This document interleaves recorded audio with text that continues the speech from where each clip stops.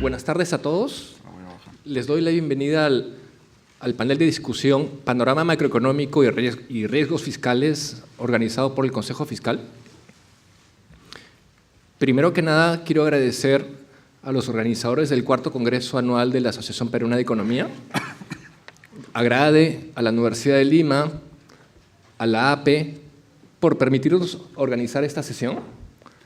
En este panel tengo el honor de presentar a dos distinguidos expositores. Lamentablemente, la viceministra Claudia Cooper no nos va a poder acompañar. Se ha disculpado con nosotros por otras actividades con el ministro. Con nosotros nos acompaña Hugo Perea. Él es economista jefe del equipo de BBVA Research de Perú. Él es bachiller en Economía de la Pontificia Universidad Católica del Perú y tiene una maestría en Economía en la London School of Economics. Y también tenemos a Waldo Mendoza, presidente del Consejo Fiscal. Él es profesor de la Pontificia Universidad Católica del Perú, bachiller en Economía de la Universidad Nacional San Cristóbal de Huamanga y doctor en Economía de la Universidad Católica.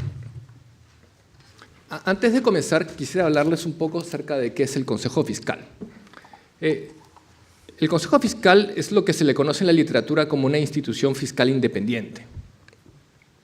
La función del Consejo Fiscal es dar opinión independiente en algunos temas específicos, como son la modificación y el cumplimiento de las reglas fiscales, las proyecciones macroeconómicas contempladas en el marco macroeconómico multianual, que son las proyecciones con las que se hace el presupuesto de la República, ¿no?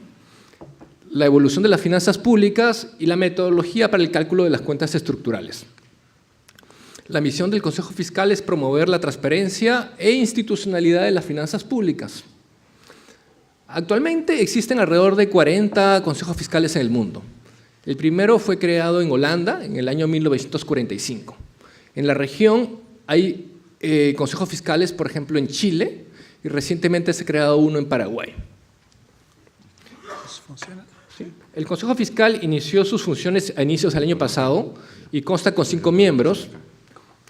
Waldo Mendoza, quien lo preside, y lo acompañan Javier Escobar, Eduardo Morón, Alberto Pascofón y Carolina Trivelli. El Consejo Fiscal consta con un equipo técnico que les brinda soporte en sus funciones. En mi caso, yo tengo a cargo la dirección de este equipo de economistas.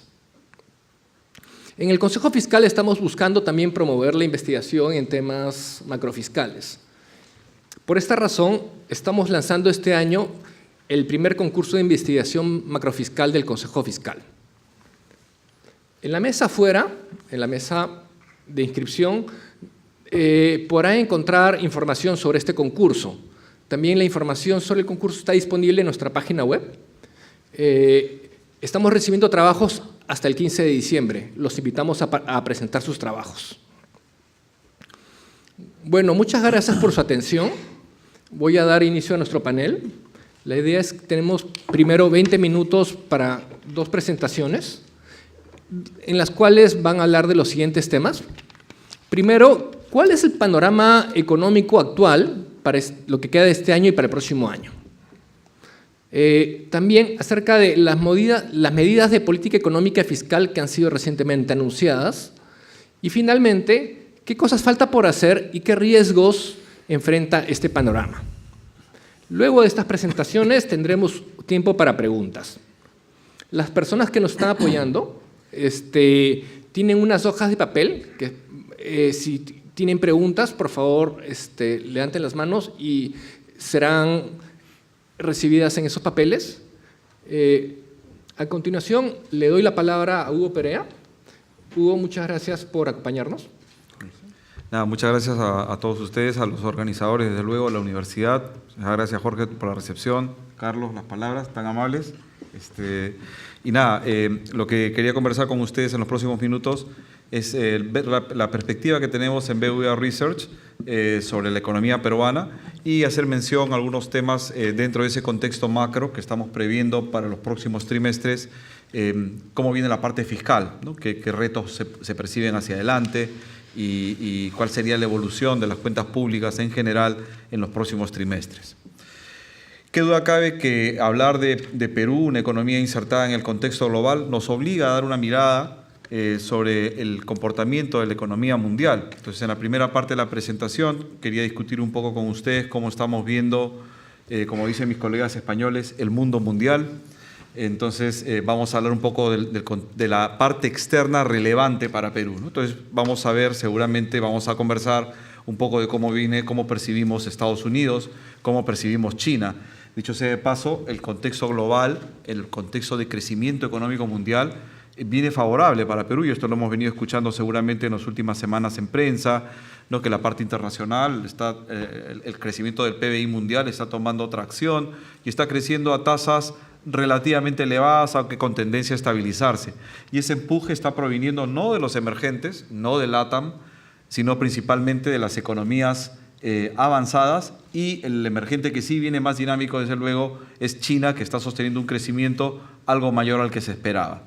En todo caso, contexto, para sintetizar, contexto global externo favorable, que se traduce en un buen crecimiento, en condiciones financieras, en mercados financieros poco volátiles y con precios de materias primas relativamente favorables. No obstante, los riesgos globales siguen vigentes y algo comentaremos al respecto. A nivel global, la pregunta del momento es, ¿vemos ya brotes verdes hacia adelante? ¿Tocamos fondo en el segundo trimestre y ya finalmente vamos a salir a mostrar un mejor desempeño por el lado de la actividad económica? En nuestra percepción, pensamos que sí, los siguientes trimestres, comenzando desde el último trimestre de este año, pensamos que van a venir mejor. En algunos casos por elementos puntuales, estos famosos efectos estadísticos, la inversión pública será mejor, porque como fue negativa en el cuarto trimestre del año pasado e incluso el primer trimestre del próximo, entonces vas a ver una aceleración de la inversión pública. Pero hay otros elementos también un poquito más de fondo que tienen que ver con la parte fiscal, como las obras de reconstrucción, por el fenómeno de la infraestructura afectada por el Niño Costero, y también los temas de infraestructura, donde vemos un panorama más positivo, ¿no? Porque muchas veces se ha dicho que el impulso fiscal no llega, que el gasto público no llega, pero por ejemplo en la parte de la agencia nueva que se ha creado encargada para la reconstrucción nacional, la gobernanza que se le ha creado nos parece bastante interesante, adecuada. Va a permitir un gasto más expeditivo, tiene mecanismos de fast track para asignar estos proyectos de reconstrucción, entonces seguramente vamos a ver un mayor impulso fiscal. Finalmente, por el lado fiscal propiamente dicho, en nuestro escenario de proyección nos desviamos respecto de la trayectoria de consolidación fiscal que ha anunciado el gobierno, ¿no? Como ustedes saben, el gobierno ha dicho este año el déficit va a cerrar alrededor de 3, ojalá. El próximo año va a ser un poco mayor, 3,5, porque vamos a reconstruir la infraestructura dañada, etc. Y a partir de ahí empieza a haber una tendencia declinante del déficit.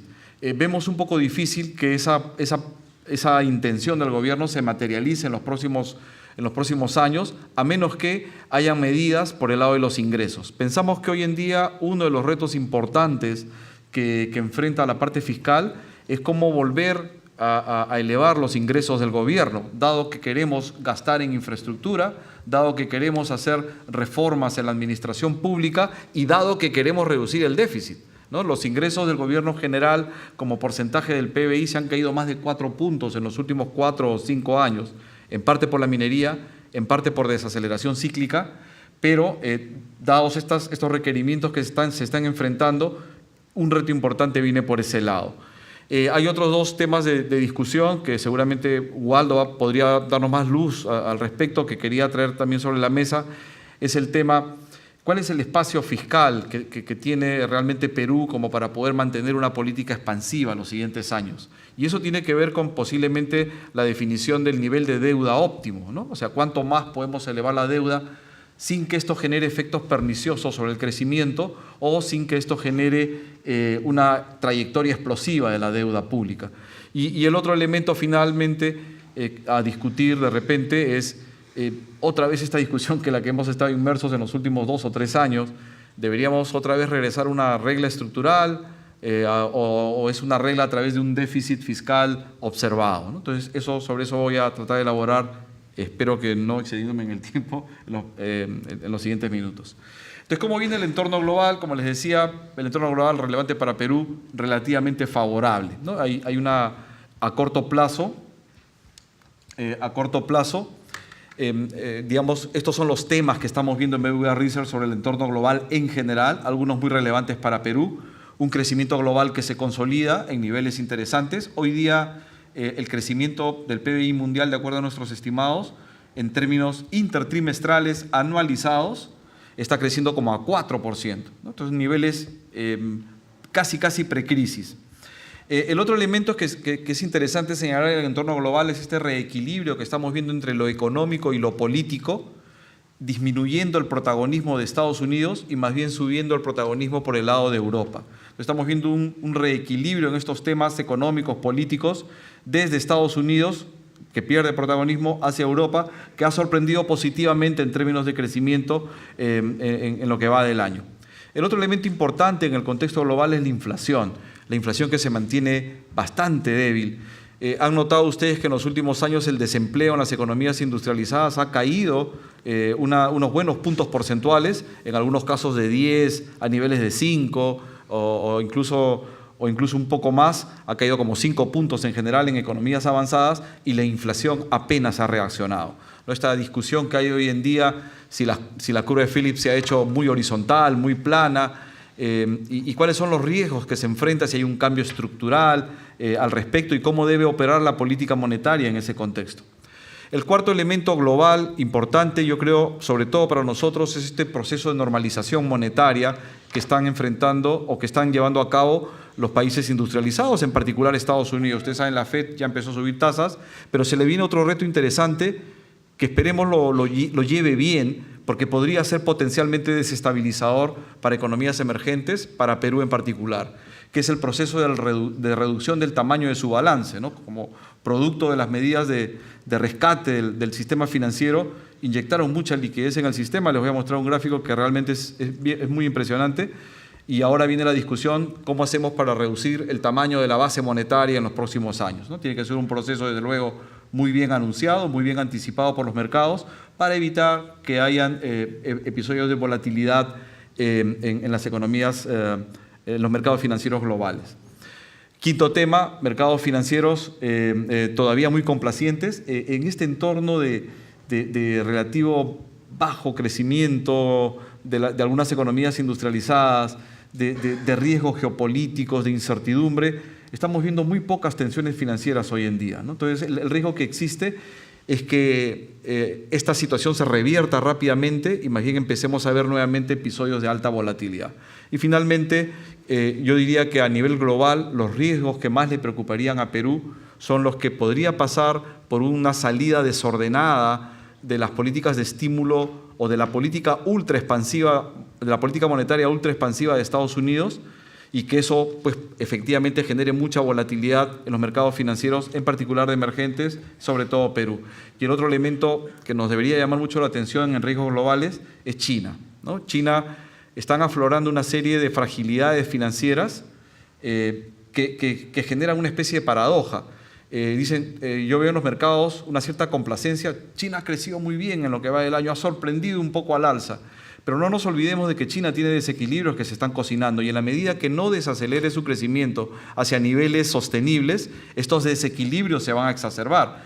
El nivel de deuda corporativa ha crecido de manera impresionante y asemeja mucho a los estallidos de crisis financieras que hemos visto en experiencias recientes, ¿no? Entonces, es un tema de riesgo que se mantiene latente y seguirá latente en la medida que China no desacelere su crecimiento económico y prefiera privilegiar el crecimiento de corto plazo.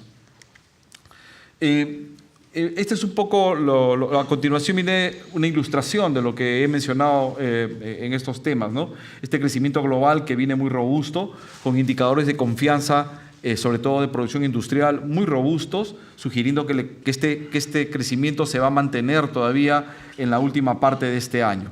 El impulso ha venido, obviamente, por el lado de China, que no ha desacelerado tanto, y también por el lado de las economías asiáticas emergentes, y estos países han permitido una recuperación del comercio global, ¿no? Recuerden que el comercio global estuvo muy contenido, muy lastrado en los últimos años. Ha habido una mejora ya cada vez más sensible, yo diría desde finales del 2016, y se ha mantenido por el impulso de las economías asiáticas.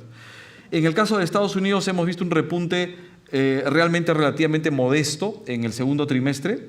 Ha crecido un 2,6%, mejor que el poco más del 1% que creció en el primer trimestre, pero en general ha sido un desempeño en el caso de la economía norteamericana relativamente decepcionante. Sobre el tema de los desequilibrios, del rebalanceo entre el protagonismo que tiene para el entorno global Estados Unidos y Europa, lo que había mencionado ya, Estados Unidos ha mostrado un desempeño algo más bajo, un desempeño económico algo más bajo de lo esperado. Hay cada vez una probabilidad menor que haya reflación, que haya un impulso fiscal y que la inflación se recupere. Esto es importante para nosotros porque si Estados Unidos va a tener todavía las presiones inflacionarias muy contenidas, lo más probable es que la política monetaria, la salida de la FED sea muy gradual, ¿no? Entonces, por eso que en parte estamos viendo todavía los mercados locales, los mercados financieros en la región con bastante calma. La salida del estímulo monetario en Estados Unidos no va a ser muy agresiva.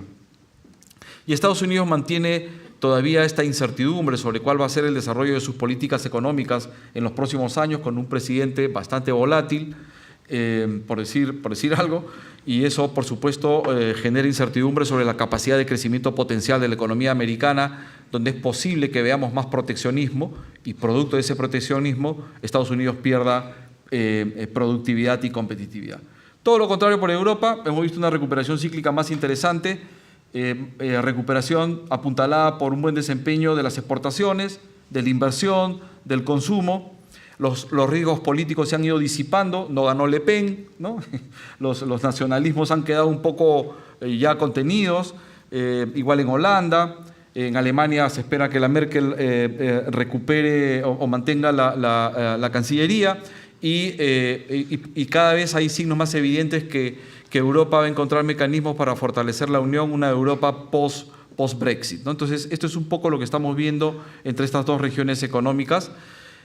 Para abreviar un poco, reitero, presiones inflacionarias muy acotadas en los países industrializados en general. Esto confirma que las salidas de las políticas monetarias ultra expansivas será algo muy gradual.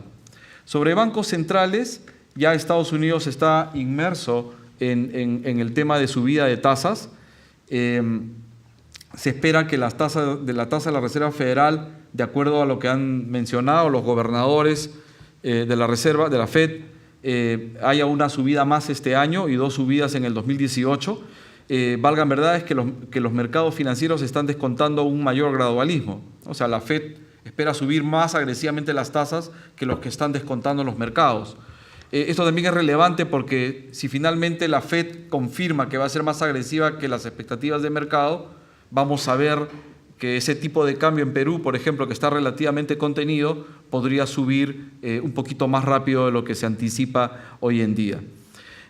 Por el lado de Europa, ya han dado también a través de comunicados, han sugerido que las políticas de flexibilización cuantitativa van a empezar ya a desmantelarse. Estamos esperando que luego que finalice el verano europeo, el Banco Central Europeo anuncie algún esquema para reducir las compras de bonos y va a ser importante, por supuesto, la comunicación a futuro para evitar mucha volatilidad en los mercados financieros, como cuando ocurrió el famoso tapering luego de que Bernanke sugiriera que iba a ajustar la política monetaria ya por el 2013, ¿no? Este gráfico lo que trata de mostrar es esa complacencia, esa tranquilidad de los mercados financieros a pesar de todo el ruido que hemos estado viendo por el lado de la clase política en Estados Unidos, los riesgos geopolíticos que ahora se han elevado con las tensiones con Corea del Norte. A pesar de eso, hemos visto, fíjense que hay un índice que nos señala la volatilidad, que es el VIX. Esto se está manteniendo en niveles muy bajos. Este es un indicador de volatilidad. Cuando hay mucha incertidumbre en los mercados globales, este indicador tiende a subir. Entonces ahora lo que estamos viendo está en niveles realmente mínimos y los indicadores bursátiles como el S&P alcanzando máximos históricos. Entonces uno dice, es un mundo con incertidumbre, es un mundo con volatilidad. Sin embargo, por el lado de inversiones en renta variable, estamos viendo una cierta complacencia. Nos preocupa aquí que esta situación se revierta de manera abrupta, ¿no? Porque en lo fundamental, la verdad que no vemos mucho soporte como para que los mercados estén evolucionando de esta forma. Ahí están, en este contexto, nuestras previsiones de crecimiento global. En el lado inferior derecho es lo que esperamos de crecimiento para el mundo. Tasas muy interesantes, alrededor del 3,3, 3,4 para este y el próximo año. Hemos revisado a la baja nuestras previsiones de crecimiento para Estados Unidos. Lo que está en rojo es revisión a la baja con respecto a hace 3 meses. En verde es que las hemos subido y en azul es que las hemos mantenido. En Estados Unidos las hemos bajado ligeramente, producto de una menor probabilidad de estímulo fiscal. En Europa las hemos subido para este año, como se puede ver ahí, en verde. Y en China también las hemos subido porque hemos visto unas autoridades que están dispuestas a sacrificar el crecimiento en el futuro por crecimiento de corto plazo, ¿no? Muy apoyadas, por supuesto, en medidas de estímulo fiscal. Voy a pasar esta lámina para no excederme con el tiempo, que habla básicamente de China, donde, reitero, las medidas de estímulo fiscal son las que le han dado soporte al crecimiento, han sido más prudentes en términos de política monetaria y en la implementación de algunas políticas macroprudenciales para contener una burbuja inmobiliaria que se estaba desarrollando. Pero yo enfatizaría este gráfico. Si ustedes observan este gráfico, el del lado izquierdo, tenemos PBI nominal, crecimiento del PBI nominal y crecimiento del crédito. Y hasta ahora el crédito crece más rápido que el PBI nominal. Como consecuencia de ello, el ratio de crédito al sector privado sobre PBI está creciendo y fíjense, asemeja mucho la evolución de explosiones crediticias que hemos visto que terminaron finalmente en alguna crisis financiera. Se parece mucho a lo que hemos visto, por ejemplo, la evolución que vimos en España. No sé si notan el paralelo, ¿no? Y no ha llegado a un pico, sino que ha seguido subiendo. Ese es un tema de fragilidad que, valgan verdades, nos preocupa porque buena parte de esa fragilidad financiera que estamos viendo, algunas señales de alerta ya las hemos visto. Están subiendo las tasas de corto plazo, las tasas interbancarias. Ha habido emisiones de bonos corporativos que se han cancelado o sencillamente ya se suspendieron. El shadow banking, la banca paralela informal, está creciendo. Hoy día equivale al 80% del PBI y la exposición de los bancos formales a la banca informal es de un 10% de los activos totales. Esta banca paralela informal ha expandido mucho el crédito en China y hay dudas sobre la calidad de sus inversiones. Entonces, dada la exposición que tienen los bancos formales, esto es un tema que hay que mirar con mucho cuidado. Lamentablemente, la información en China es relativamente escasa. Tenemos ahí un equipo que trata de construir indicadores, pero más o menos el consenso entiende que hay un problema financiero serio que hay que atender. Es un elemento de riesgo que hay que mirar con cuidado. En el caso de Estados Unidos, lo que había mencionado, estamos manteniendo estamos reduciendo nuestras previsiones ligeramente con respecto a lo que veíamos hace 3 meses. Lo que yo destacaría aquí es que efectivamente va a continuar la salida de las políticas monetarias ultra expansivas que se implementaron, a pesar de que la inflación todavía no ha respondido, ¿no? De hecho, ni siquiera la inflación subyacente en Estados Unidos está respondiendo. No es que el precio del petróleo cayó y esto está conteniendo las presiones inflacionarias, es un tema también de inflación subyacente. Y pensamos que la inflación subyacente no va a llegar al 2% que desea la FED, ni siquiera el 2018. Con todo, el mercado laboral sigue muy robusto, por lo tanto, pensamos que la FED va a seguir ajustando su política monetaria de esta forma. Esos puntitos en azul es nuestra previsión. Esos puntitos en naranja es nuestra previsión, que se parece mucho a la de la FED. No sé si la FED se copió de nosotros o nosotros de ellos, pero nuestro equipo en Estados Unidos nos dice que la FED va a elevar una vez más su tasa este año y 2 veces el próximo. Pero los mercados de futuro de tasas de la FED están descontando que este año no le elevan y que el próximo la van a elevar una vez. ¿no? Reitero, esto hay que mirarlo con cuidado porque si la FED termina siendo más agresiva que los que esperan los mercados, vamos a ver un poquito de turbulencia. Y el otro elemento de reto para la FED es este. Fíjense la expansión de la base monetaria luego de la crisis, ¿no? Las medidas de rescate financiero, de inyección de liquidez, no sé si se ve, ¿sí? Es impresionante, ¿no? Vamos a medirlo por el lado de los activos de la FED, no solamente que se financiaron con la base monetaria, en buena parte, antes de la crisis, en el 2007, eran como de 800, 900 billions en términos norteamericanos. Ahora es 4.5 trillions, ¿no? Entonces, en un periodo muy corto, la base monetaria, los activos de la FED se multiplicaron por 5. Entonces hay que ver cómo se va a reducir, cómo se va a normalizar el tamaño de la base monetaria. Ya la FED ha anunciado que a partir de este año van a empezar a tratar de normalizar el tamaño de este agregado monetario, ¿no? Porque ya la economía se está recuperando, ya no es necesaria tanta liquidez en los mercados financieros. Y este proceso se espera, por supuesto, que sea muy bien telegrafiado, tiene que ser simple. Ya anunciaron una regla, han dicho, mira, todos los meses vamos a ir reduciendo 10 billions nuestras tenencias de bonos del Tesoro. Lo que se vaya venciendo no lo vamos a ir renovando.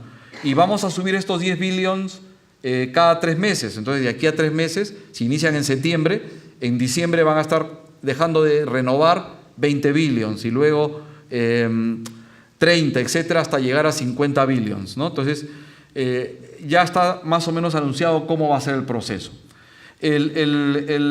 Pero la otra pregunta que viene aquí es, bueno, ¿y hasta dónde van a reducir la base, ¿no? Entonces, sobre eso todavía hay un poco de incertidumbre. Bernanke sacó hace poco un escrito muy interesante donde decía que posiblemente el tamaño de la base de la FED que requiere hoy en día, dada la mayor demanda por circulante, dado el mayor crecimiento del PBI nominal y dado los nuevos procedimientos operativos de la FED, que ya no es que controla la tasa de los fondos federales con operaciones de mercado abierto, ya son otros tiempos donde los bancos tienen muchas más reservas bancarias.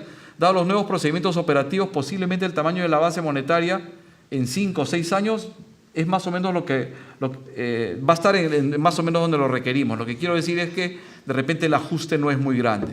En todo caso hay incertidumbre. Vamos a ver cómo se van desarrollando estos acontecimientos en los siguientes meses. Para finalizar la parte global, decir que los riesgos que estamos anticipando, para Perú, dentro de todos los riesgos globales, hay una lista ahí bastante extensiva. Yo reitero, destacaría 2.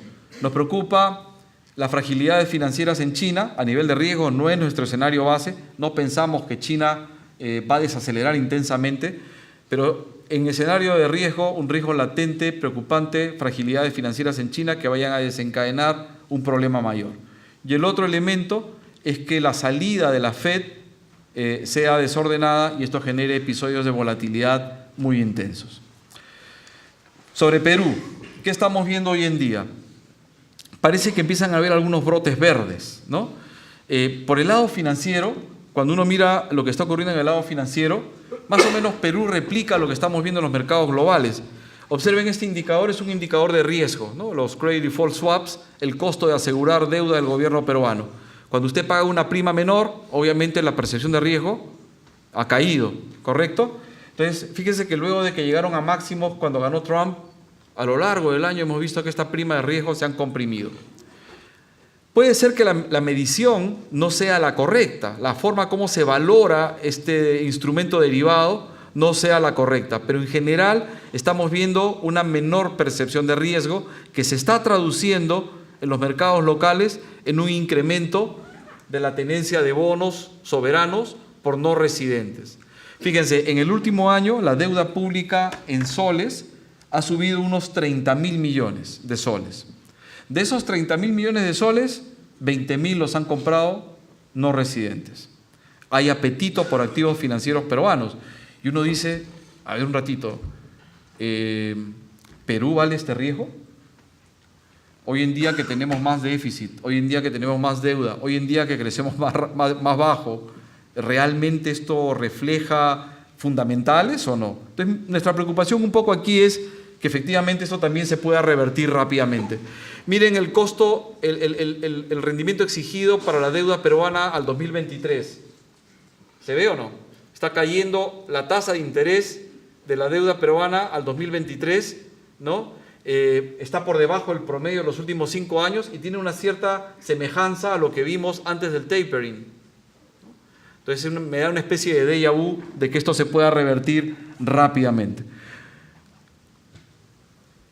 A corto plazo, desde luego, estamos viendo una situación financiera estable, benigna, favorable, pero a nivel de riesgo es que no vaya a ser que podamos tener episodios de reversión súbita de este escenario relativamente favorable.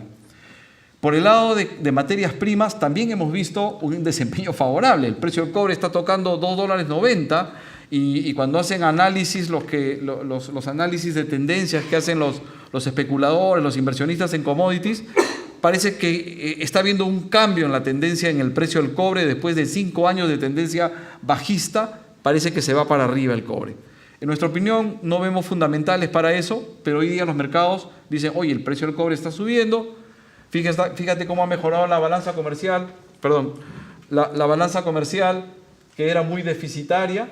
Ahora tenemos un superávit muy interesante que da soporte a la economía peruana, desde luego, ¿no? Y en ese entorno, por supuesto, el tipo de cambio se ha mantenido relativamente estable o con tendencia a caer. Pero nuevamente, estas son situaciones hoy en día que eventualmente podrían revertirse rápidamente.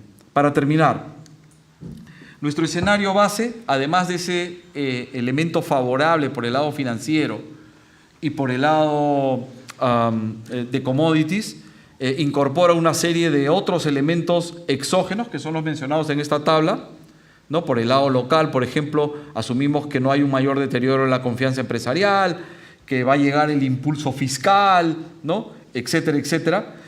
Y en particular, ¿por qué creemos que va a llegar el impulso fiscal? Porque, primero, lo que mencionaba al inicio, vamos a ver un efecto estadístico. En el cuarto trimestre del año pasado, el gasto público se contrajo fuertemente, 13% el consumo público, 13% la inversión pública. En el primer trimestre de este año, por el niño costero, no se pudo ejecutar mucho gasto público, cayó también el consumo público, si mal no recuerdo, como 10% y la inversión pública un 16%. Entonces, solo por un efecto de baja comparación vas a ver mejora en los indicadores de inversión pública en el último trimestre de este año y primero del próximo. Las obras de reconstrucción, ya se ha asignado, se ha transferido recursos para que empiecen algunas obras que no implican inversión, implican gasto de consumo público, que es la descolmatación de ríos. Se ha asignado un presupuesto de 1.500 millones para este año, se ha transferido ya unos 600 o poco más y ya van a iniciar obras. Entonces vamos a ver también impulso por ese lado. Y en general vemos que la Autoridad para la Reconstrucción con Cambios está bien empoderada, tiene un directorio compuesto de manera muy simple, no se parece en nada a Forsur, que cuando se quiso reconstruir Ica o Pisco no se podía tomar decisiones rápidamente. Entonces, creemos que este esfuerzo se va a poder materializar. Y finalmente, los proyectos de infraestructura, los grandes proyectos de infraestructura, ustedes han visto que recientemente se han hecho anuncios de que se han ido destrabando la línea 2, alguna estación sobre la que había discusión entre el supervisor, el consorcio para la construcción, ya está avanzando. Lo que es el tema del aeropuerto de Lima también, finalmente, y los panamericanos. Impulso fiscal seguramente vamos a ver en los próximos trimestres. Por eso estamos pensando que la evolución de la economía va a mostrar este perfil. Va a mejorar el crecimiento económico, posiblemente en el primero y segundo trimestre del próximo año veamos cifras entre 4,5 y 5. Entre 4,5 y 5. Y va a estar vinculado a una recuperación de la demanda interna, que es lo más interesante. Pero estas previsiones están muy condicionadas a que se realice el impulso fiscal. Si eso no llega, no vamos a ver estas cifras, desde luego. Pero somos, conservadoramente optimistas, si quiere, de que sí podríamos ver este impulso. Y ahí están nuestras previsiones. Entonces, con eso, este año va a cerrar bajo, ya está jugado el partido. alrededor del poco más del 2%, pero el próximo año veríamos números mejores, condicionado a impulso fiscal. El 2019 ojalá regrese el gasoducto y entonces tendríamos también un número pegado al 4, y de ahí en adelante, si no hacemos reformas que nos impulsen la productividad a mediano plazo, crecimientos más mediocres alrededor del 3,5. ¿Ok? Tenemos algunos mejoradores de la posibilidad de crecer si se materializan todos estos proyectos que están en el pipeline. El famoso Quellaveco, que está en el directorio de Anglo American, ojalá se materialice finalmente. Si ocurre eso, seguramente vamos a ver un crecimiento un poco más rápido. Pero nuestro escenario base, reitero, números alrededor de 4%, 18 y 19, y luego un aterrizaje a 3,5 como promedio en los años subsiguientes, más en línea con nuestro estimado del potencial. ¿Qué esperamos por la parte fiscal para terminar?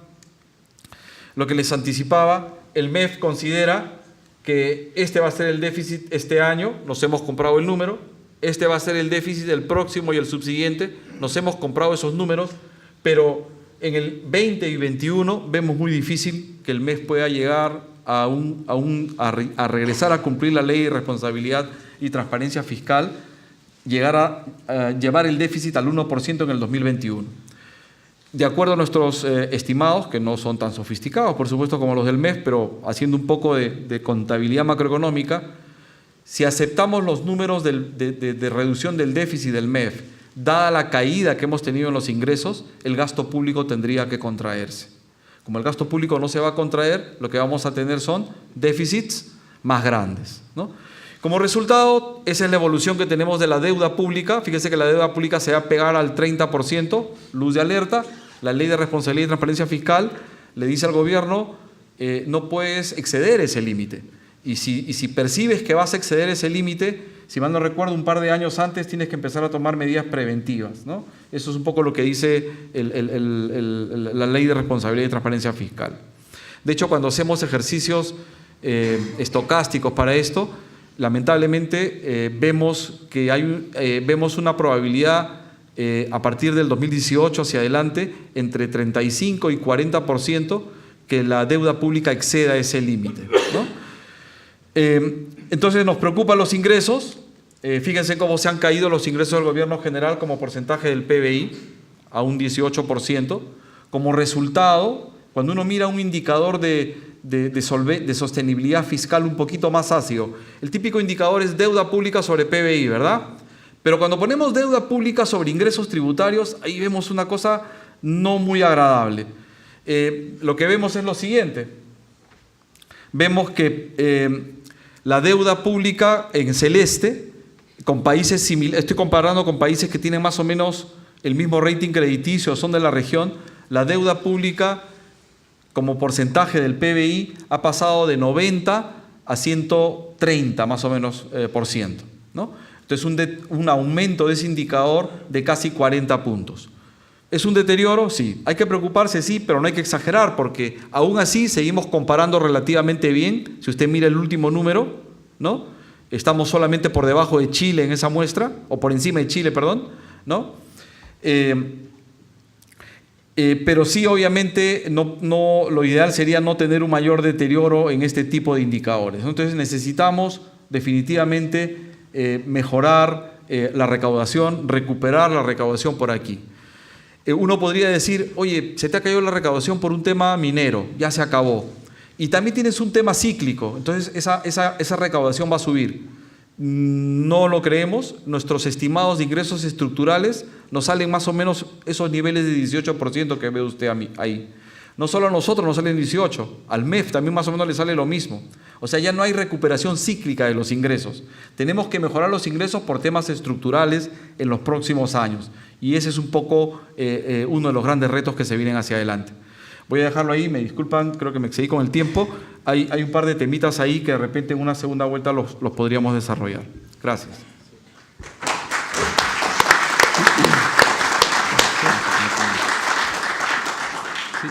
Muchas gracias, Hugo.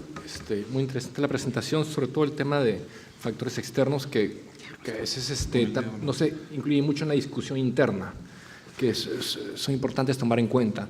Les doy la palabra a Waldo. por favor no se olviden que si tienen alguna pregunta es en papel.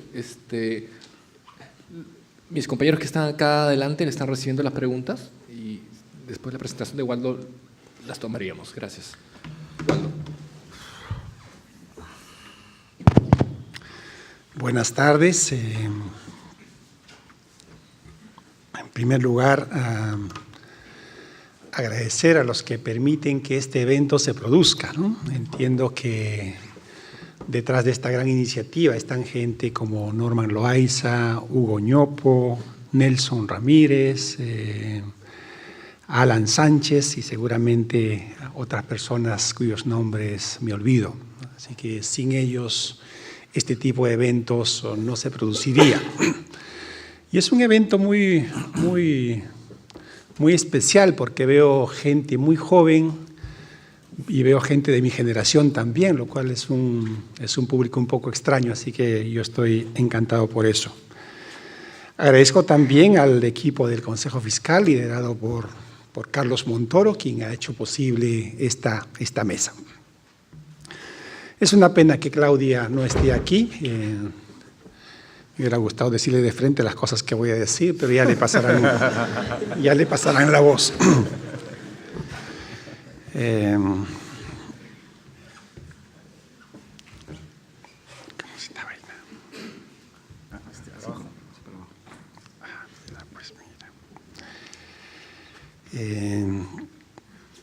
Y es una maravilla también que Hugo me haya antecedido porque me libera de hablar de la situación internacional, que Hugo lo ha presentado muy bien.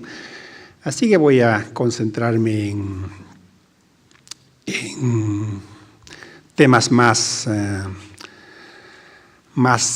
locales.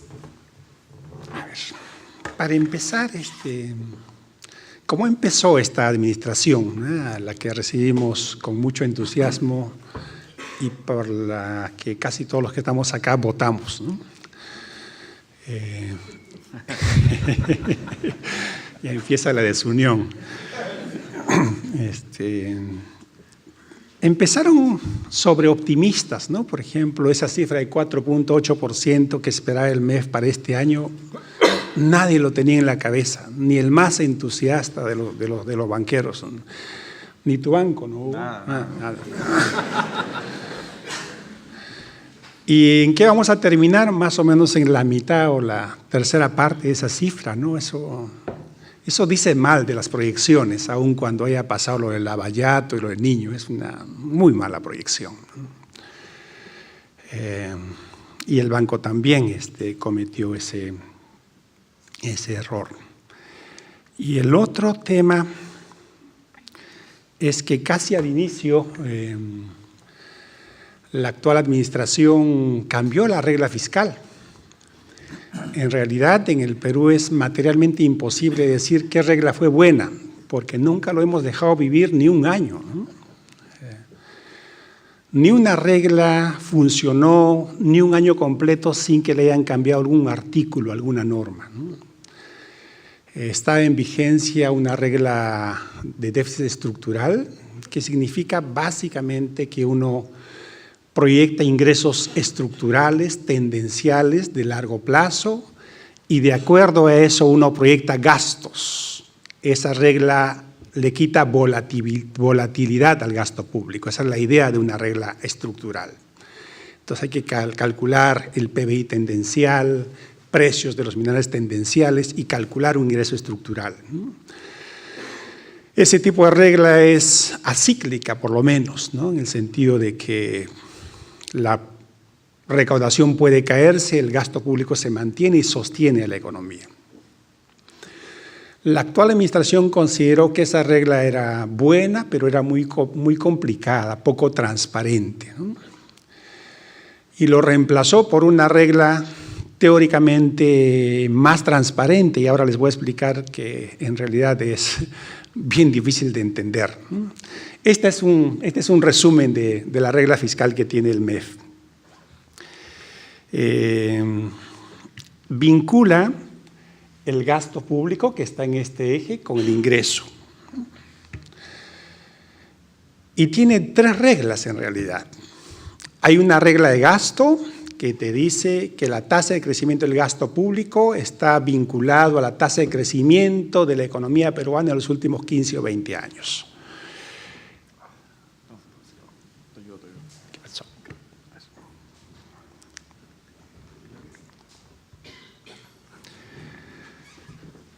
Esa es esta regla. Digamos que independiza al gasto público de la producción, independiza al gasto público de la recaudación, porque la recaudación está vinculada a la producción. Esa sería una regla acíclica, ¿no? Pero tiene otras dos reglas. Una que te dice el déficit fiscal no debe ser más alto que un porcentaje del PBI. En ese caso, cuanto más alto es el PBI, más alto es el gasto público. Esa regla es esta. Vincula el gasto público con el PBI. Y hay otra regla que dice que la deuda pública no debe ser mayor que el 30% del PBI. Igual, vincula al gasto público con el PBI, con otra formulita, evidentemente, pero es conceptualmente parecido.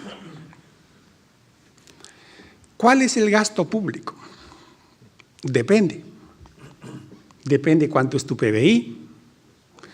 Suponiendo que el PBI es este, la regla vigente es la del déficit. Esa regla define un gasto público como este, ¿no? Y así uno puede jugar. ¿Transparente les parece? Me ha tomado bastante tiempo ponerlo en este gráfico y poder interpretarlo, ¿no? Yo que soy presidente del Consejo Fiscal, ¿no? Y además, esta regla te permite hacer planeamiento multianual, porque sabe Dios cuál será la regla que esté vigente en el 2018 o el 2019. Y evidentemente ya la han violado también, ¿no? Porque ya han cambiado el plazo de convergencia del déficit fiscal. Así que aquí termino esta parte con la lección de... Ojalá dejamos vivir una regla fiscal por unos 10, 15 o 20 años para saber si funcionó o no, ¿no? Actualmente es humanamente imposible decir que esta regla es buena o la anterior fue la mejor. Es imposible. Conceptualmente uno puede decir las mejores prácticas son de reglas estructurales, ¿no? Eso es lo que uno puede decir. Pasemos a la coyuntura, que es más conocida por casi todos. Esta forma de presentar el gráfico con un promedio móvil de 12 meses permite ver la tendencia de la tasa de crecimiento del PBI en lugar de ver fluctuaciones de mes a mes, ¿no? Y la tendencia es clarísima, ¿no? O sea, no hay mucho que discutir. En los últimos años, después que se agarró el pico del 2011, donde el contexto externo empezó a empeorar, el PBI empezó a empeorar, ¿no? Hubieron algunos saltitos acá que voy a explicar, que tiene una explicación más bien idiosincrática. Y cuando uno mira lo que en realidad debe mirar para evaluar cómo está el empleo, cómo están los negocios, cómo está el consumo, es el PBI no primario, porque esa es la parte del PBI donde se genera la mayor parte del empleo, el consumo y todo eso. Allí la cosa es clarísima, ¿no? Es una caída impresionante, de 12% a 2% más o menos, ¿no? Entonces, claramente estamos en un periodo de desaceleración que empezó no ayer, sino hacia el año 2011, ¿no? Y lo del 2015 y el 2016 fueron episodios de crecimiento del PBI esencialmente explicados por esto que es extraño, ¿no? Esto no es. Este es. A ver, este es. Esta es la producción primaria. En realidad, la minería dio un salto espectacular en el 2015 y 2016 porque maduraron unos proyectos mineros y por eso tuvimos estos crecimientos espectaculares que llevaron al ritmo de crecimiento del PBI a ritmos decentes, ¿no? Pero es una cosa esporádica porque con los proyectos que actualmente tenemos, esa tasa de crecimiento va a ir cayéndose, ¿no? Tendiendo a cero hacia el 2020, 2021. Entonces la pregunta sigue siendo, ¿y qué va a pasar con el PBI global? La apuesta de PPK y el exministro Alfredo Torne era que ese decrecimiento del PBI no primario iba a interrumpirse conforme se vayan destrabando los grandes proyectos, ¿no?, de infraestructura. Esa era la apuesta, ¿no? De tal manera que, según las proyecciones del MEF, hacia el 2020-2021 ya estaríamos creciendo a 5% al año. Esa fue la proyección. Veamos el tema del déficit. Allí he preferido presentarles un gráfico que empieza hace 27 años, ¿no? Y nos muestra esencialmente lo siguiente. Hubo una recuperación muy importante de ingresos y gastos, y esa recuperación importante de los ingresos se interrumpe casi justo cuando termina el mundo externo impresionantemente favorable a la economía peruana. Y desde ese entonces la recaudación no ha dejado de caer. Estamos un poco por encima de hace 27 años, no mucho más. Y los gastos tienen cierta inercia, no tienen la facilidad para caerse, ¿no? Y se han quedado un poco arriba, ¿no? De tal manera que estructuralmente estamos casi como en 1990, ¿no? En términos fiscales uno diría, esta es la prosperidad falaz de Basadre, ¿no?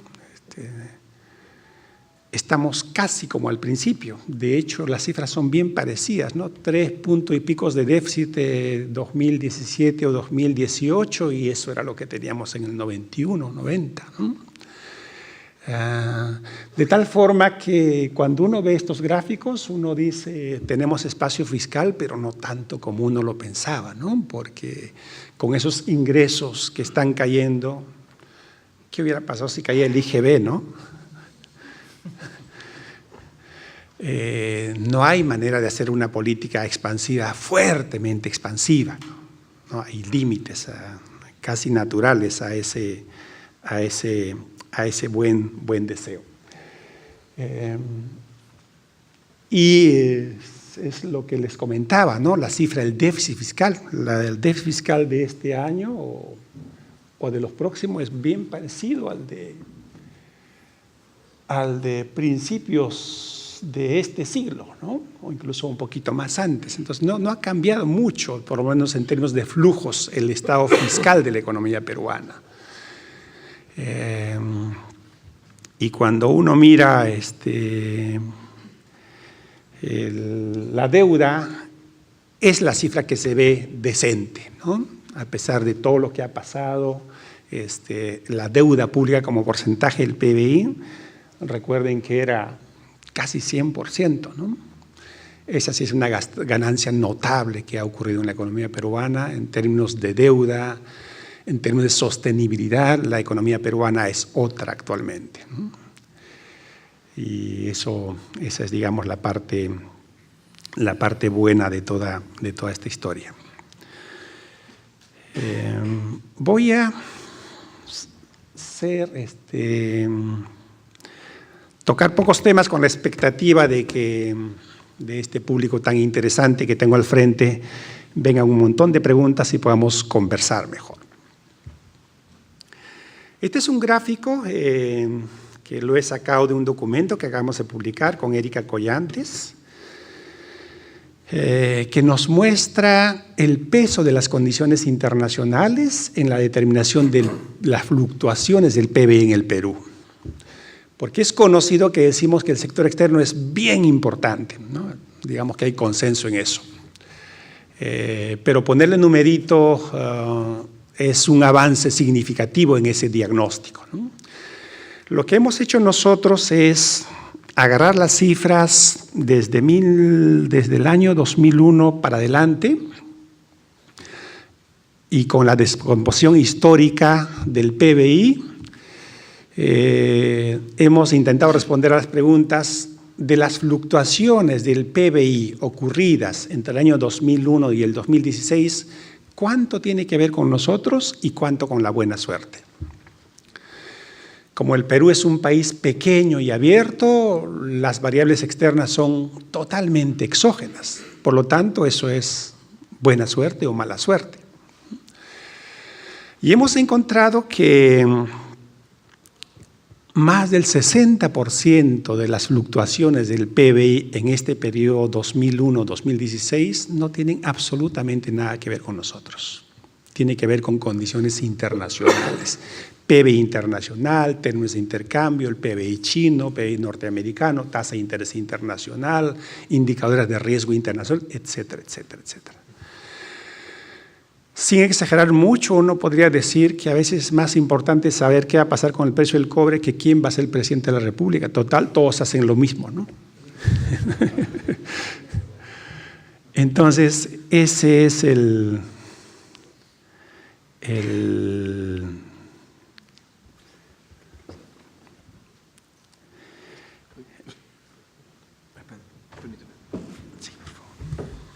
mucha tecnología para mí.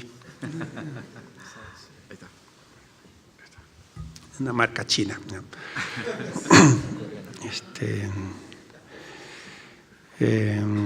Y no es un trabajo original porque en el 2004, en el WIO del Fondo Monetario Internacional, hacen un trabajo muy parecido. De hecho, nos inspiramos en ese trabajo, donde encuentran que en un periodo similar, en América Latina, el peso de las condiciones internacionales era 55%. Nosotros en promedio somos más abiertos que los brasileños, que los argentinos, entonces este número de 60, 63 no me parece extraño en este periodo específico. Y un 30-35% tiene que ver con lo que hacemos nosotros. Ahí está nuestra tasa de interés local, ahí está la inversión pública, ahí estará el niño, si existiese, y todo eso.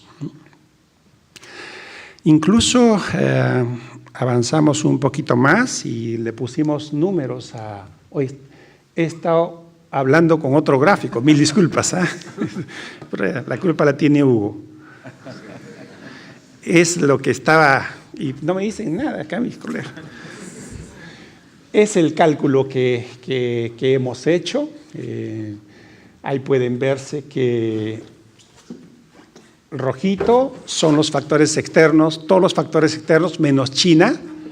El amarillito es China y esos dos hacen 64, 65% de la explicación de las fluctuaciones económicas del Perú. Y el resto, el azulito, son los factores domésticos.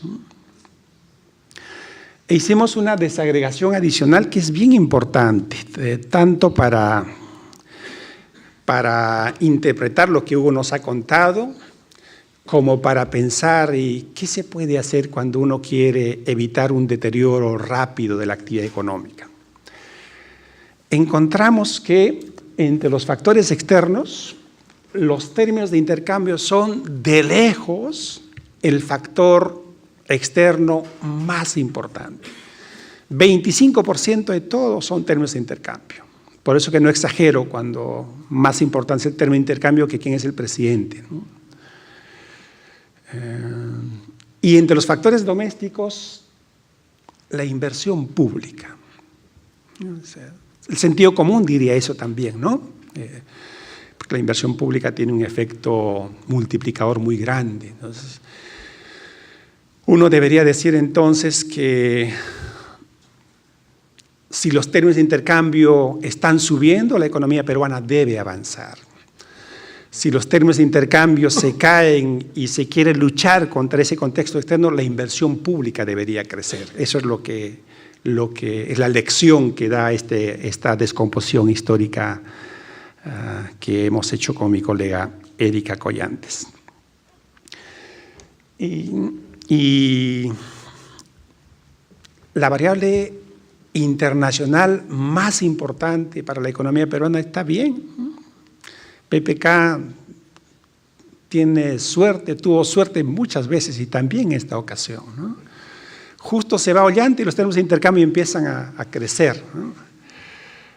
Sin embargo, este crecimiento no es tan espectacular como el que observamos en el 2003, 2004, 2005.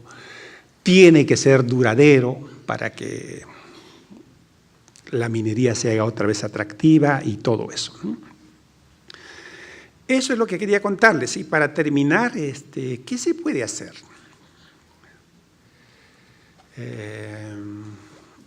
La inversión pública parece clara, ¿no? Con algunos límites. Digamos que no se puede hacer que la inversión crezca 15% por 5 años. Eso es imposible, ¿no? Algo se puede hacer, sin embargo, con la inversión pública. Este año que la economía peruana va a crecer alrededor del 2%, seguramente la inversión pública tendría un papel importante y seguramente en el 2017 y 2018 también, ¿no? Y además de eso, ¿qué cosa más se puede hacer?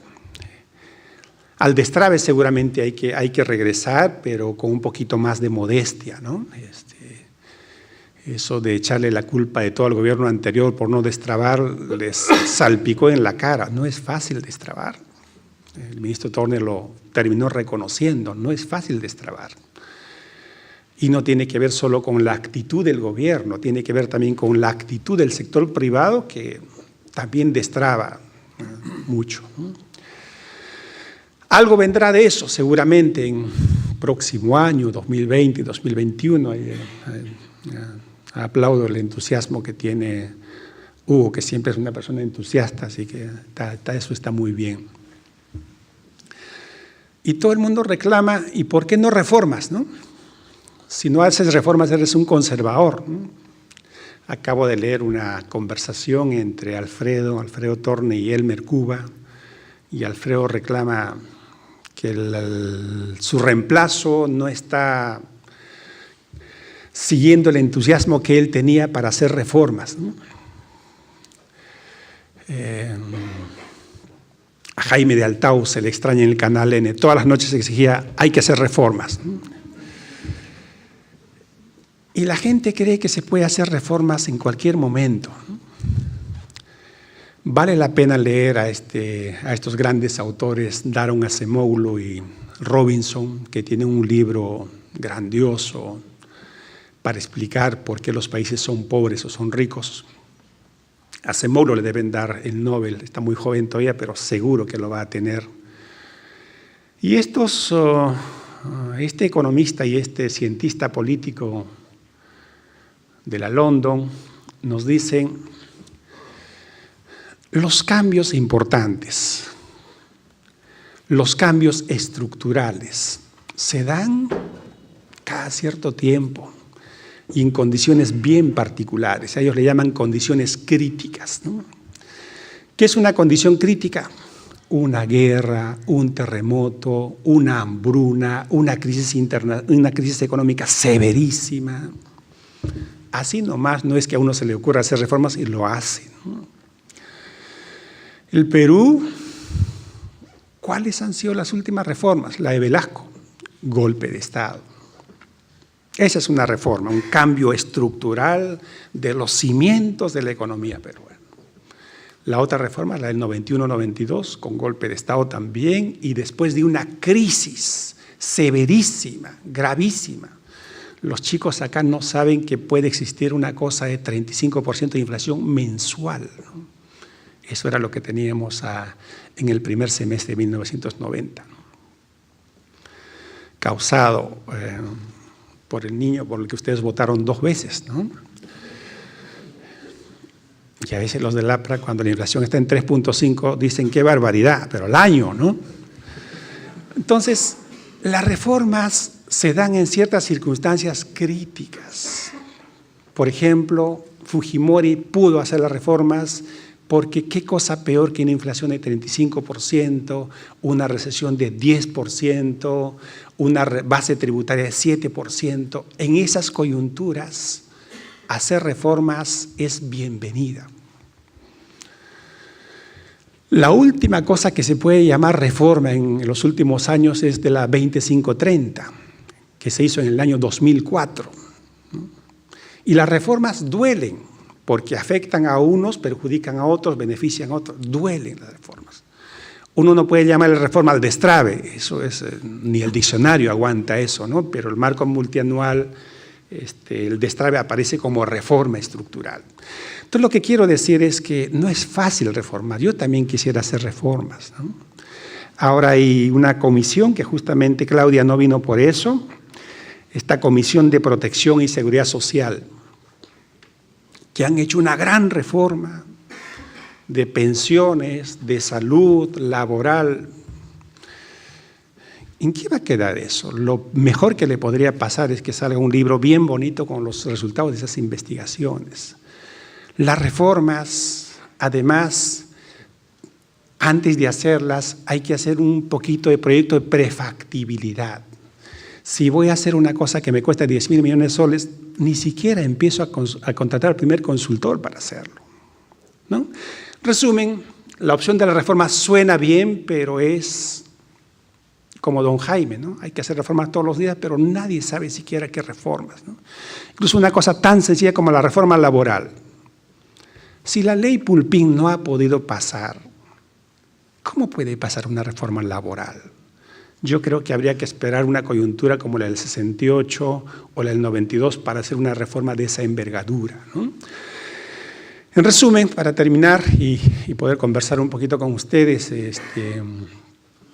creo que la economía peruana ha vuelto a la normalidad, en el sentido de que eso de crecer el 6% es... alguien está mal de la cabeza para esperar que el Perú pueda crecer sin ese contexto especialísimo del 2001 al 2011 a 6%. Eso no va a pasar, ¿no? Eso es como añorar los goles de Cubillas, ya fue. Eso. Nuestro futuro realista es 2.5, 3, 3.5, esa es nuestra realidad. La gente dice, pero con eso no se puede emplear toda la mano de obra. Entonces hay que hacer una proyección de 10% para asegurarnos, ¿no? Entonces, realistamente hablando, nuestra economía ha vuelto a la normalidad. No se espera un contexto internacional, el mejor contexto internacional de los últimos 200 años, según el libro de Bruno Seminario. Eso es como sacarse la tinca 2 veces. Eso es imposible, no va a regresar. Las fuentes de crecimiento van a tener que ser básicamente domésticas, y de domésticas tenemos poco. El motorcito, el gasto público, la inversión, el destrave, y no hay más. La reconversión productiva, que por lo menos estaba levantando cabeza, lo durmieron ahí. Así que, bienvenidos a la realidad. Muchas gracias.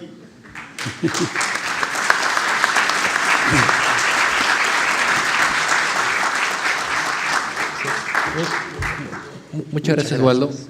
Todavía tenemos unas cuantas preguntas. Como comenzamos un poco más tarde, va a ser breve y directo. Muchas gracias. Primero, se ha hablado mucho de este primer año del gobierno. La primera pregunta es si usted puede resaltar las cosas positivas del primer año de gobierno, ¿no? Un segundo punto es, también vemos en el último mensaje presidencial ha sido un enfoque muy dirigido al corto plazo, el cual contrasta con el marco macroeconómico del año pasado y el mensaje presidencial que está enfocado en el largo plazo. Ahora sabemos que estamos en una situación clara de desaceleración, que hay que hacer cosas para recuperar ese dinamismo económico, pero por otro lado pareciera que se están olvidando un poco el mensaje de cómo aumentar la productividad, el crecimiento potencial, etc. La pregunta es, ¿qué piensan ustedes? ¿Cómo debería ser la combinación óptima entre ambas cosas? ¿Se pueden hacer las cosas a la vez? Pues está bien enfocarnos ahora solo en el corto plazo. Un tercer punto es sobre la regla fiscal. Se ha hablado, ha habido el cambio, ha habido discusión al respecto, que creo que hay, mucha gente está en contra del cambio que han habido, pero ¿qué nos podemos llevar a casa de esto?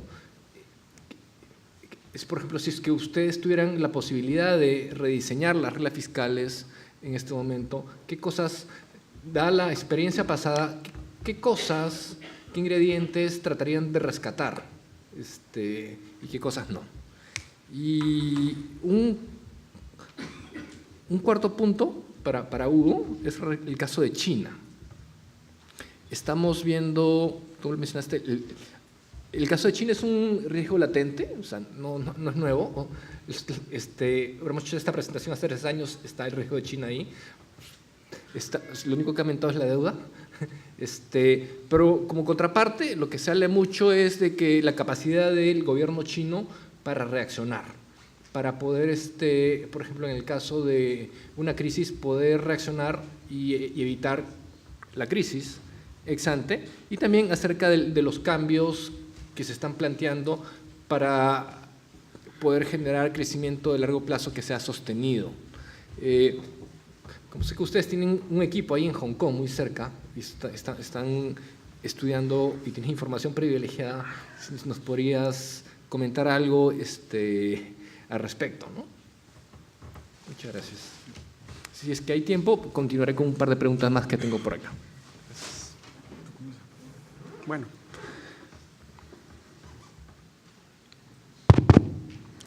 Tu primera pregunta es bien complicada, Carlos, así que voy a pasarla.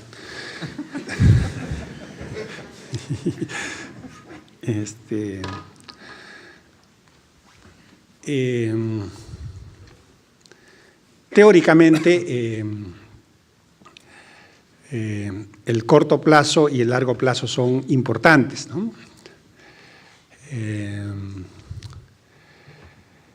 Pero cuando tú te embarcas en reformas cuya factibilidad es discutible, uno diría, ¿cuánto tiempo perdido? ¿No? La formalización, por ejemplo, ¿no?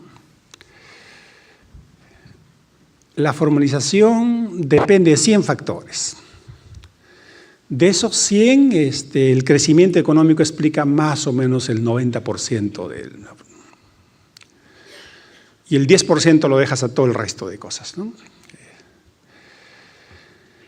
Y el crecimiento, ya lo hemos visto, no puede ser más dinámico que el que estamos observando. Entonces, en ese tema, yo digo, la formalización va a caerse al ritmo del crecimiento económico. ¿Algo más se puede hacer?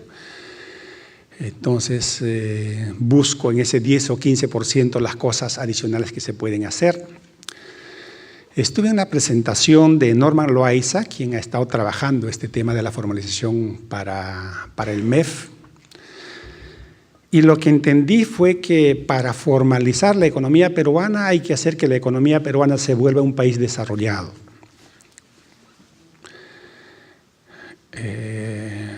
Porque hay que hacer reforma del Poder Judicial, la reforma de educación, la reforma de salud, entonces ya estaríamos en la OCDE y seguramente ya seríamos formales. Pero cuando uno agarra cada una de esas reformas y dice, ¿qué es reforma del sistema judicial? Yo no tengo ni la más remota idea de eso. Entonces, eso es. Entonces, de los 99 factores, agarramos un factorcito, los tributos y MIPE tributario. Entonces, seguramente algún impacto habrá sobre la formalización, ¿no? Algún impacto de los 99 elementos sobre el 10% de lo que impacta en la formalización. O sea, matemáticamente, a un número pequeño le llamamos epsilon en mi colegio, ¿no? Algo así. Su impacto en la formalización es difícil de encontrar, su impacto en la recaudación es importante, así que en eso hemos terminado con la política de formalización. ¿Quién no quisiera un país formalizado? Pero si la evidencia internacional te dice que el 90% de la formalización tiene que ver con crecimiento económico, no hay mucho que hacer. Entonces es una política a largo plazo, seguro, pero ese largo plazo no es visible, no es sí.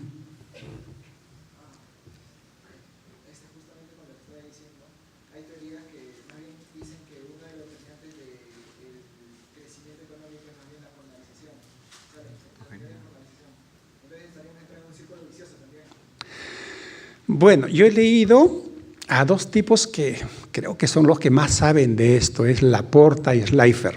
Tienen un artículo muy bien puesto en el Journal of Economic Perspectives donde dicen eso, que Arthur Lewis tenía la razón, ¿no?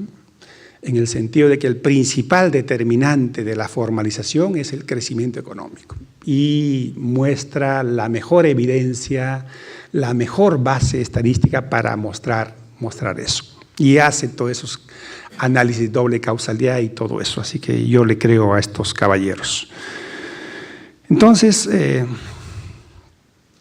evidentemente hay reformas que hay que hacer, siempre hay que hacerlas, pero un mínimo de realismo nos dice hacer primero un pequeño análisis de factibilidad de si eso tiene futuro o no tiene futuro. Para hacer la reforma de la 2530, yo estaba ahí en el MEF, se hizo como 1 año y medio de trabajo previo para ver la factibilidad de ese proyecto. Se habló con los congresistas, se hizo estudios y cuando ya la cosa aparecía viable, se lanza la propuesta. A eso me refiero. No estoy en contra de las reformas. Digo, un poquito de realismo cuando uno se aventura a esta historia de las reformas. Y en la coyuntura actual, con una economía que tiende a crecer 2%, evidentemente el corto plazo te gana. Tienes que levantar ese no es nuestro potencial. Nuestro potencial debe estar en 3, 3.5, pero no es 2. Por lo tanto, hay espacio para la política monetaria, hay espacio para la política fiscal, para reanimar esa economía, ¿no? Porque ese cuento de que hay que dar confianza para que inversión privada reaparezca, ese es un cuento. Los inversionistas, los empresarios miran evidencia, miran datos. Si ven que la inversión pública se cae en 20%, ¿por qué tendrían que invertir ellos? ¿No es cierto? El mejor discurso de confianza con una inversión pública cayéndose 20% no tiene resultado. Pero si la inversión pública empieza a reaparecer, si alguna obra grande se empieza a destrabar, ahí renacerá la confianza. Sobre la regla fiscal, en realidad casi todo lo que he dicho no representa necesariamente la opinión del Consejo Fiscal, ¿no? Representa la opinión del profesor Waldo Mendoza.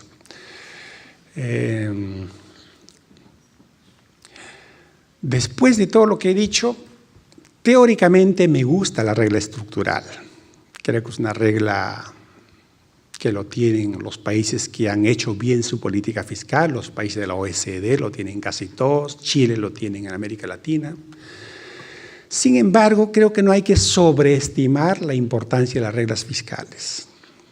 Cuando uno ve la trayectoria de la deuda pública del Perú, la que mostré hace un rato, uno dice, no sé cuál habrá sido la regla fiscal, pero uno observa que la deuda pública como porcentaje del PBI cae y cae y cae y cae.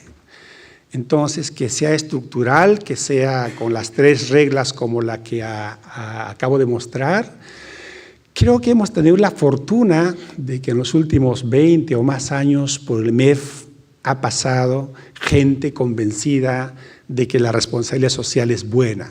Entonces, sin mirar la ley, han hecho lo que han hecho. De hecho, los chilenos operaron con una regla de déficit estructural sin tener ley como por 10 años. Entonces, estas sanas prácticas están atadas también a las personas, a las instituciones, así que en este momento no me atrevería a decir cambiemos la regla porque si tiene 1 año y medio de vida, de repente sirve, esperemos el 2031 para ver si valió la pena tener esta norma. Gracias, Carlos. Gracias, Waldo. Hugo, por favor. Sí, ok. Y un poco coincido con Waldo sobre el primer punto, sobre los eventos positivos. Es un poco difícil hacer una valoración en este momento en un periodo relativamente corto, ¿no? Yo creo que hay un poquito, obviamente, de desencanto. Como bien decía Waldo, la nueva administración llega apañada bajo muchas expectativas, ¿no? De que un poco la percepción era, cuando conversaba uno con los clientes corporativos, ahora sí. pero nada, hay que darles un poco el beneficio de la duda. Tal vez cambiar las cosas en un país donde hay tantas restricciones, tantas complicaciones, no ocurre de manera tan rápida. Tal vez lo único que yo sí destacaría como elemento positivo es esa intención de Alfredo de querer enfrentar los temas de largo plazo. Pero también concuerdo con Waldo, hay que ver, y dentro de esos temas de largo plazo, ver si es que vas a proponer reformas, la factibilidad de realizarlas, y como todo en política económica, tener claramente definidos los objetivos y ver la factibilidad de poder alcanzarlos, elegir tu instrumento de manera adecuada, ¿no? Creo que hubo mucho de desgaste sobre el tema de reducción del IGB, por ejemplo, para formalizar, ¿no? El objetivo era formalizar vía reducción, o sea, queda un poco, generó mucho debate y poco impacto. Finalmente, al final no se llevó a cabo esa medida. Pero bueno, vamos a destacar que sí hubo esta intención de querer enfrentar temas de largo plazo, que efectivamente hay que hacerlo para sostener un crecimiento de manera más elevada, ¿no? A veces cuando hablamos del boom económico peruano y recordamos que en un periodo relativamente corto, entre el 2002 y 2003 y 2012, digamos 2013, la economía peruana creció como en promedio 6,2%. Eso casi duplicó la capacidad adquisitiva de un peruano promedio, ¿no? En un periodo relativamente rápido, y qué duda cabe que todos hemos presenciado ese auge, ¿no? Nos gustaría volver a retomar esos crecimientos, ¿no? Entonces, solo recordar que en el caso de Corea del Sur, ese auge duró 35 años, a 6,5. Entonces, en ese periodo, Corea del Sur no casi duplicó la capacidad adquisitiva del coreano promedio, la multiplicó por 8. No, es como si usted se casa, bueno, hay muchos jóvenes, les aconsejo el matrimonio, es una buena aventura, ¿no, Waldo? Todo lo contrario. No des malos consejos. Está mi esposa por ahí, ¿no? Waldo muy escéptico. Entonces,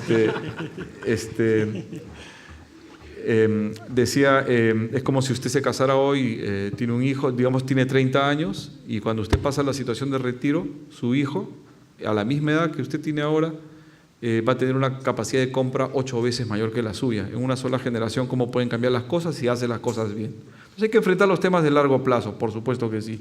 Y hay un poco que discrepo con el mensaje de Acemoglu, bueno, con la interpretación de Acemoglu que hace Waldo. Efectivamente, Acemoglu destaca los eventos críticos como a veces gatillos de reformas profundas en las sociedades. Y el libro es extraordinario y te atrapa rápidamente con la historia de Nogales y en fin, está muy bien documentado, ¿no?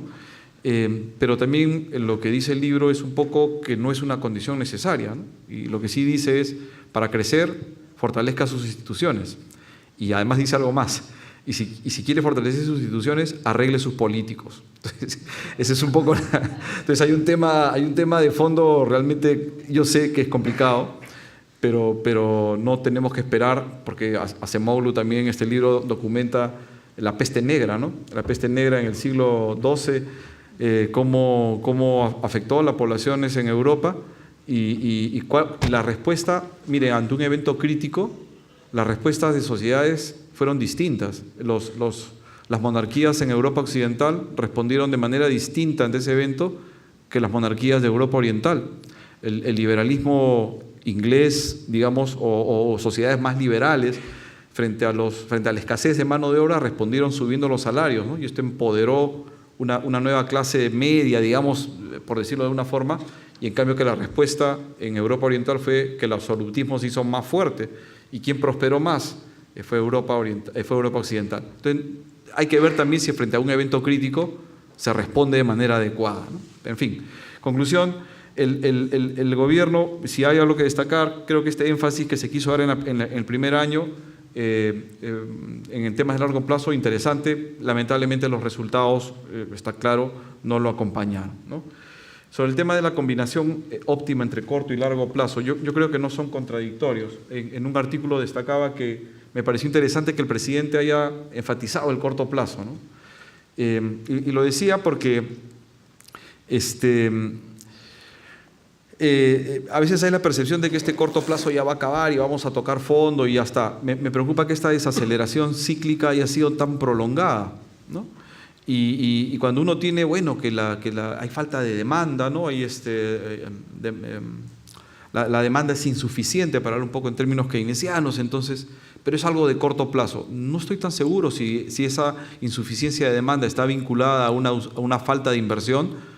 Esa desaceleración cíclica, esa desaceleración cíclica de demanda tiene impactos a largo plazo, menor inversión, menor acumulación de capital, menor potencial de crecimiento a futuro. Entonces hay un problema serio ahora, hay una bombita que hay que desactivar, hay que arreglar la economía a corto plazo porque esto ya está durando mucho, ¿no? Ahora sí salimos, no salimos. Entonces, como bien menciona Waldo, estamos creciendo a 2,5, rascando la olla a 3, eso es muy pernicioso, ¿no? Y sobre todo se está instalando un círculo vicioso, un poco poniéndole nombre a lo que ha mencionado Waldo, este modelo del acelerador, de la inversión, ¿no? Hay menos inversión porque hay menos crecimiento. Hay un poco de endogeneidad en estas ideas, pero también, efectivamente, como dice Waldo, esto de las expectativas, nosotros hemos hecho una estimación en la oficina y no nos ha salido tan sensible como quisiéramos. Lo que sí determina muy fuertemente la inversión parece ser el crecimiento, ¿no? El inversionista dice, ¿para qué voy a invertir si el mercado no crece? ¿Para qué voy a expandir la fábrica, ¿no? ¿Para qué voy a expandir el negocio? Entonces hay una especie de recursividad, de bicausalidad, entre estos elementos entre crecimiento e inversión. Entonces, como esta desaceleración de corto plazo cíclica está siendo muy persistente, yo creo que es un tema urgente a resolver porque tiene impactos de largo plazo. Eso es un poco de histéresis, para decirlo en términos europeos, ¿no?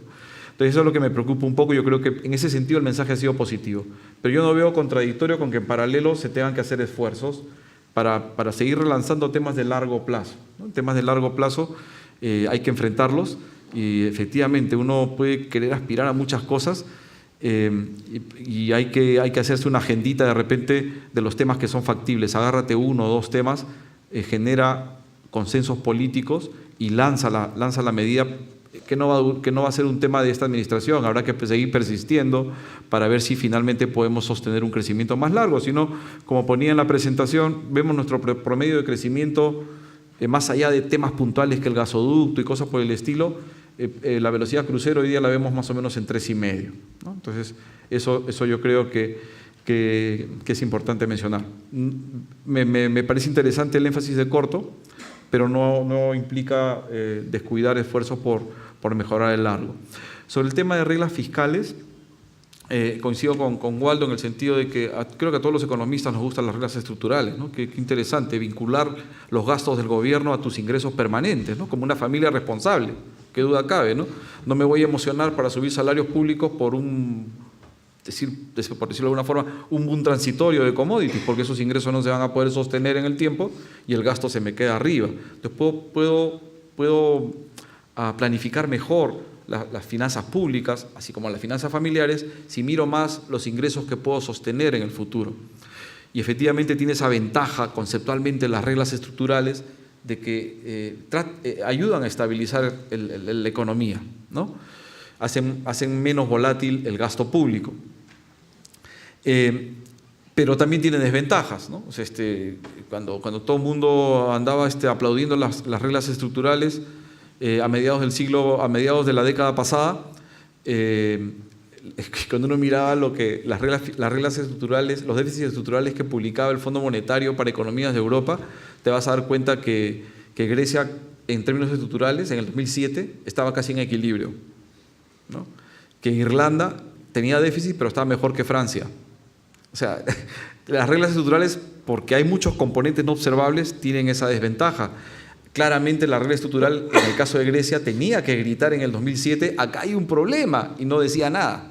Entonces, hay que tomarlas con cautela, como bien también ha destacado Waldo, son interesantes, y el problema de las reglas, más bien con déficit observado, es que tienen un carácter procíclico, ¿no? Y no queremos elevar la volatilidad.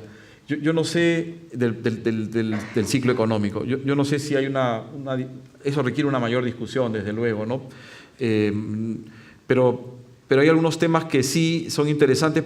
Las reglas básicamente son señales de disciplina en el fondo, siempre y cuando busques cumplirlas, claro, ¿no? Si constantemente las estás cambiando, las estás modificando, las señales más bien podrían ser peligrosas. Pero que una discusión más exhaustiva se requiere al respecto, sí, sin lugar a dudas. Finalmente, sobre la capacidad del gobierno chino para reaccionar a esta desaceleración, sí tiene espaldas, pero definitivamente mucho menos espaldas que la que estuvo en el 2008, ¿no? En el 2008 implementó un plan de estímulo económico monstruoso, por decirlo de alguna forma, equivalente a 14% de su PBI. Mucho de ese estímulo fue expansión del crédito, ¿no? Y mucho de ese crédito fue canalizado a gobiernos locales que tenían metas de inversión en infraestructura. Y todo el mundo ha escuchado un poco estas ideas, estas noticias de infraestructura que no se usa en China, ha habido una sobreinversión y hoy en día no sabemos qué han financiado esos vehículos financieros, la banca paralela informal, y tenemos un problema en ciernes, ¿no?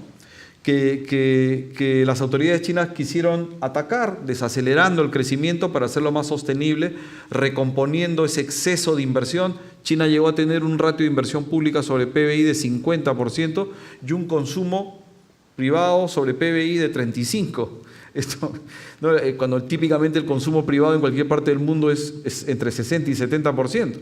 Entonces, ahí habían claramente desequilibrios que los han tratado de solucionar. En la medida que no ataquen esos problemas, yo creo que la bomba de tiempo, el tic-tac, sigue sonando. Yo veo positivo que desaceleren.